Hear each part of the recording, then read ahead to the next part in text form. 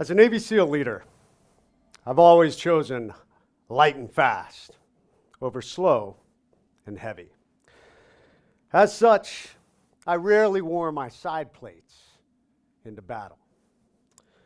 But on this one mission to neutralize a high-value al-Qaeda leader in 2007, I had a little voice in my head say, "Wear your side plates." Well, I tell you what, thank God that I listened, because that night we were ambushed.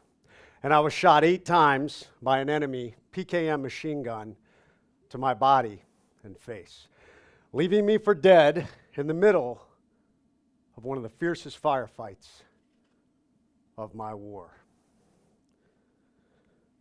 A little over 96 hours later, I found myself in a hospital bed in Bethesda, Maryland, struggling as the doctors filled me with overwhelming information. "Lieutenant Redman, you have no use of your left hand. We don't know the extent of the nerve damage. Your elbow is destroyed. We're thinking about amputating your arm. You are trached, you are wired shut, and we are feeding you through a stomach tube. Lieutenant Redman, it's going to take years to put you back together." As this information began to sink in, I suddenly was hit with a stark realization. My military operational career is over. I'm going to be permanently disabled, and I will be forever disfigured. As I was trying to process this, I suddenly heard a conversation close by, and it sounded a little like this. "What a shame. What a pity. We send these young men and women off to war, and they come home broken and battered, and they're never going to be the same. They're never going to find success. They're never going to be able to get back out there and achieve the American dream." And as I digested all of this, I couldn't help but think to myself, it is the end. And I know there's so many of you in the audience right now that are listening. You're thinking to yourself, "Oh my God, I cannot relate to this. I can't relate to be in the middle of a firefight and be shot by a machine gun with bullets the size of my thumb. I can't imagine laying in a hospital bed and being told we may have to amputate your limbs." But the reality is, you all can relate, because everyone has the end moments. Everyone in this audience has encountered a the end moment before. And if you have not, I got bad news. They are coming. They're coming for all of us. And you see, they are relatable. Like the father who came home to find out his young wife was having an affair. And as he signed the divorce papers looking at his young children, he thought to himself, it is the end. Or the entrepreneur who, sitting there going over his financials, looking at his $1 million company is going down the drain. And he thinks to himself, it is the end. Or the business executive, she just made partner.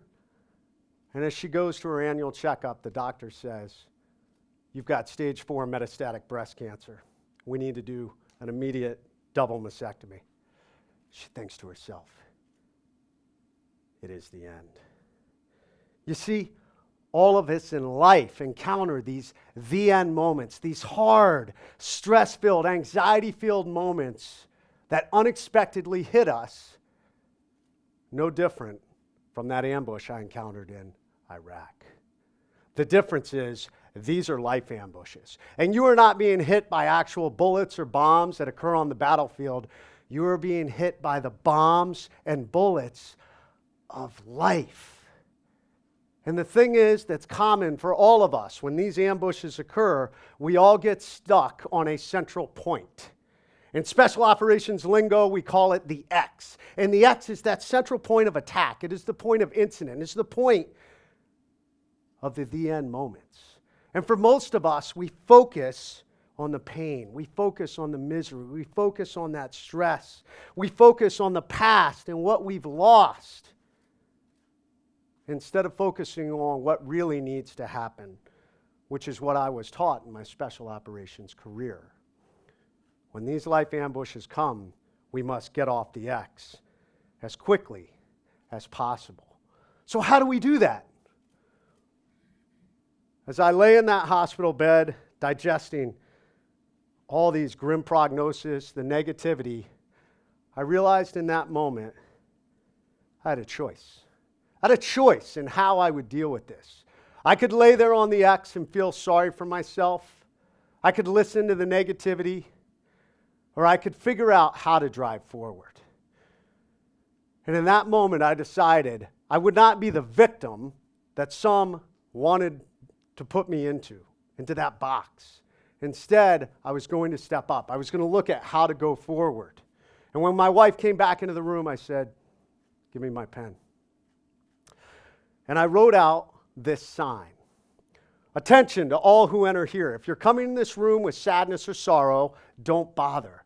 The wounds I received, I got in a job that I love, doing it for people that I love, defending the freedom of a country I deeply love. I'll make a full recovery. What is full? That is the absolute utmost physically I have the ability to recover. And then I'm going to push that about 100% further through sheer mental tenacity. This room you're about to enter is a room of fun, optimism, and intense rapid regrowth. If you are not prepared for that, go elsewhere. And we signed it. We signed it, the management. You know, because we felt like, it needed this level of credibility or something.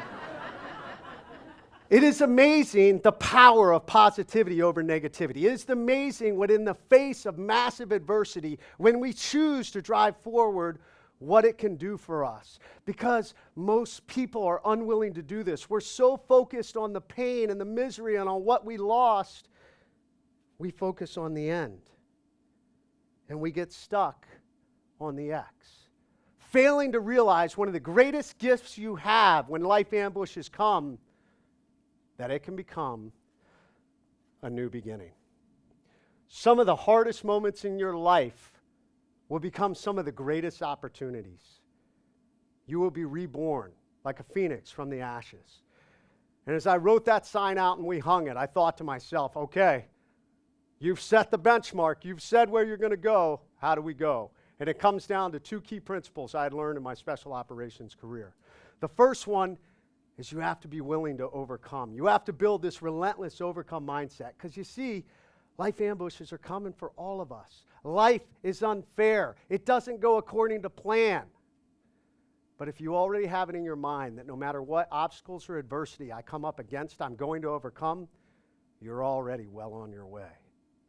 And number two, when we get on the X, we've got to think about how we move quickly off of it. And I had learned the same thing that my teammates and I managed to do that night to come home from Iraq. I learned to get off the X, you have to react. And you see, react is an acronym for what we do with massively hard situations, these life ambushes, these the end moments. And the first step is you've got to recognize your reality. And you see, this is really one of the hardest things, because when life ambushes come, when the end moments come, for many of us, the very first step is we're in denial. We don't want to admit it. We want to push it away. Like an ostrich sticking our heads in the sand, we just hope and pray it'll go away on its own. Yeah, I got bad news. That doesn't work. Like when I was laying there in that firefight, at one point I was thinking to myself, I'd really like to call a timeout right now. Life does not work this way, and I've got to tell you, you will never get off the X until you come to grips with the reality, until you acknowledge and articulate there is a problem.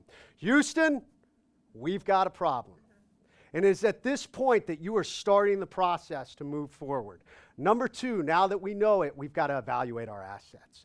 We've got to take an inventory of all the things we need to get out of this crisis. As I lay there, pinned down by enemy fire, in my mind, I started to think about, this is a bad situation. How do we get out of it? Well, I've got my teammates.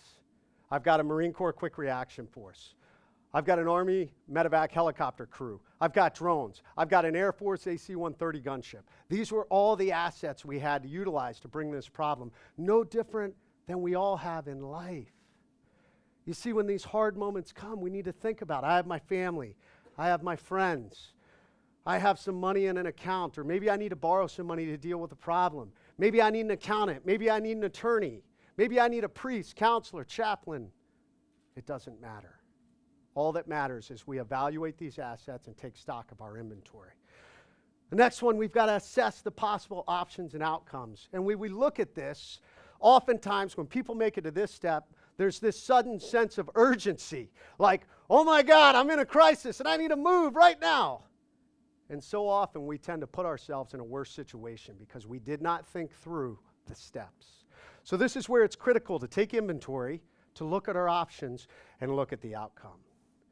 And one of the hardest parts of this step is oftentimes when we're in a crisis, there is no good option and outcome.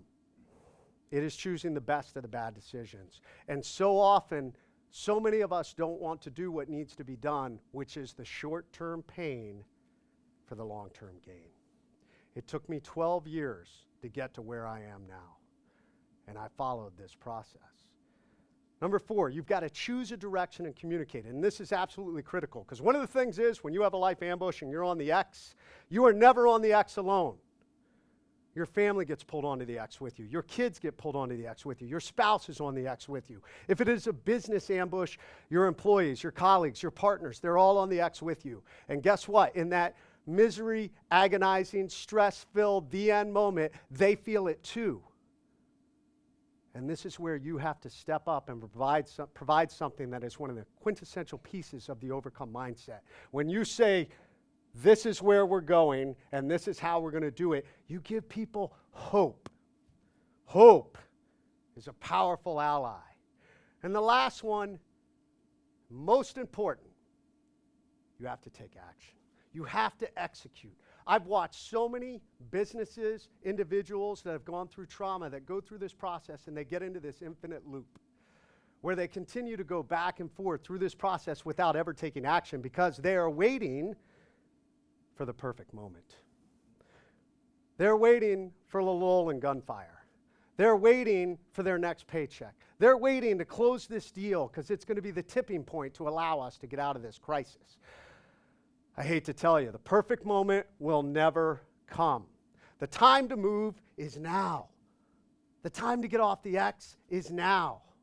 And here's an interesting fact. Out of all the thousands of wounded warriors I've worked with, individuals that have been through trauma, companies that have suffered through failure, crisis, massive change, the ones who got off the X the fastest didn't just survive, they thrived. They launched from their ambush, and they were able to drive out of it faster because there's an interesting fact about the X. The longer you sit on the X, it's like quicksand. It gets harder and harder to get up and move.